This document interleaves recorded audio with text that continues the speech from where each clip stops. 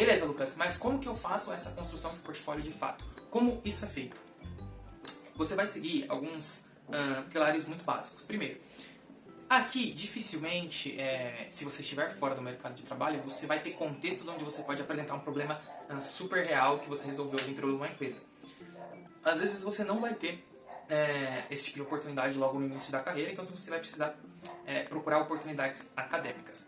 E aqui, uma coisa que é muito importante, outro parênteses aqui dentro da construção de portfólio, é que às vezes uma coisa simples dentro da sua área acadêmica, dentro da sua faculdade, do seu técnico e tudo mais, ou aonde você trabalha, se você souber vender isso, se você souber explicar aquilo que você fez de uma forma bem, como que eu posso dizer, marqueteira, uma coisa simples se torna algo fantástico. Então, às vezes você fez um código simples de uma automação de uma tarefa no seu dia a dia. Tô falando desse tipo de exemplo porque é o que acontece no meu dia a dia.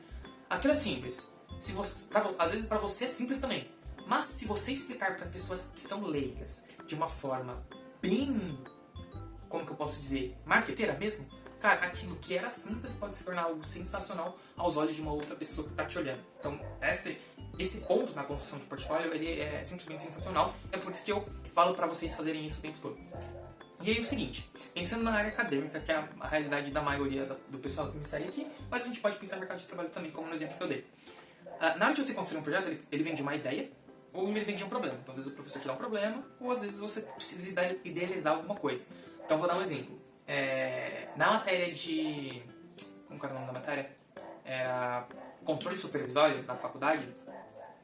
A gente precisava construir uma planta e automatizá-la com um CLP. Beleza, essa era a ideia. Mas a gente precisava construir a planta. O professor não deu nenhum problema pra gente. Então a gente pensou, que tipo de planta a gente pode automatizar? E aí, naquele caso em específico, pra gente não ter muito trabalho, a gente decidiu, apesar que deu muito trabalho de qualquer forma, fazer a automatização de uma planta hidráulica de um prédio, só pensando no sentido de abastecimento de água, ou seja, as caixas d'água superiores, as caixas d'água inferiores, que você ia precisar ali de válvula e tudo mais. E aí a gente idealizou esse projeto. Então é uma forma de idealizar. Agora, se for partindo de um problema, um outro projeto que eu fiz foi na parte de instalações elétricas no último semestre ali também. O que acontece? O professor deu alguma série de requisitos para esse projeto, e aí precisava fazer a construção desse projeto. Então a gente meio que não idealizou, a gente tinha alguns requisitos e tinha que seguir aqueles requisitos a partir de um determinado problema. Olha, tem que ter tantos metros quadrados, tem que ter isso, tem que ter isso, tem que ter isso, tem que ter isso, tem que ter isso. Então a gente primeiramente define isso. Ou a gente vai partir de um projeto ou a gente vai partir da idealização de alguma coisa. Beleza, definiu isso, tudo certo. Depois de você definir isso, você vai precisar saber quais são os requisitos. É uma coisa que eu vou fazer com base na minha criatividade ou é alguma coisa que eu preciso seguir um passo X, Y, Z para se adequar num determinado requisito? Esse é o primeiro ponto que você tem que pensar, porque se você tiver requisitos, às vezes você tem uma solução que não é mais apropriada para atender aquele requisito. Então, beleza, determinou qual é o seu problema, o que você idealizou. O segundo ponto é, defina os requisitos de projeto. Se você estiver idealizando e não sabe, então você mesmo vai ter que usar sua criatividade para idealizar os requisitos de projeto, porque nada é feito sem requisitos. Então esse é um passo bastante importante. Aqui, normalmente, para a construção de todo o projeto, dificilmente você vai simplesmente pegar e construir algo na prática. Você precisa primeiro projetar, fazer um mínimo produto viável ali, num software e tudo mais, para saber se aquilo realmente vai funcionar da forma esperada. E aí, beleza, aqui você precisa saber que ferramentas você vai utilizar, que softwares você vai utilizar, da maneira que você vai fazer a construção do projeto. Então, vamos supor que você vai utilizar um software.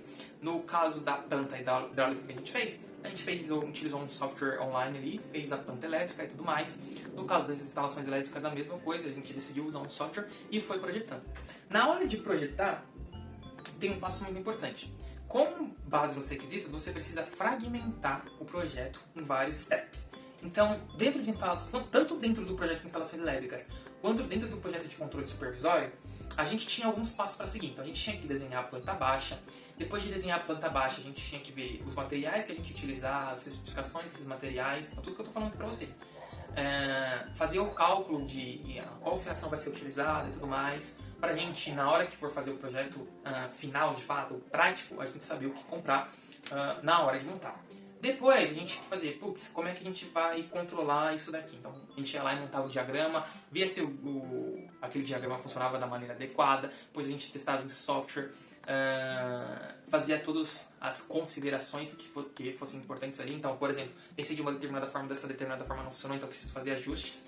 E assim vai. Então você vai ter uma série de steps ali para ir cumprindo. Por quê? Se você pensar de uma maneira geral, preciso automatizar uma planta hidráulica. Para fazer isso, é muito importante que você coloque tópicos, faça um checklist para seguir. Porque para você alcançar o objetivo, você precisa de um checklist com tópicos, com coisas que você...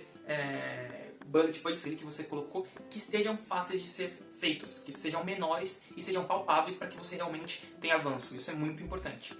Depois disso, você vai colocando quais ajustes você fez e, por último, quando você finalizar, os aprendizados que você teve com aquele projeto. Então aqui, basicamente, além de, a gente está falando aqui de mercado de trabalho, você ter matado uma construção de um portfólio, de um currículo, de uma maneira ativa, você ainda aprendeu muita coisa.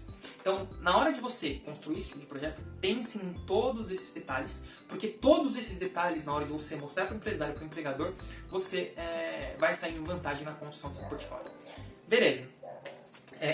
São esses pontos que você tem que pensar na construção de portfólio. Idealização, o problema, requisitos, ferramentas e materiais a serem utilizados, o desenvolvimento fragmentado, ou seja, os passos a serem seguidos, ajustes e, por último, conclusão final. Então é isso que você tem que ter dentro de um projeto. Por que eu estou falando isso? Porque se você apresentar algo de uma maneira muito simples, como eu falei lá no início, as pessoas não vão entender e aquilo que pode ser fantástico você não soube vender da melhor forma possível. E aí, consequentemente, você sai em desvantagem. Ou seja, você é um cara super qualificado, mas só escreveu ali no seu currículo, numa linha, aquilo que você fez e não realmente provou aquilo que você fez.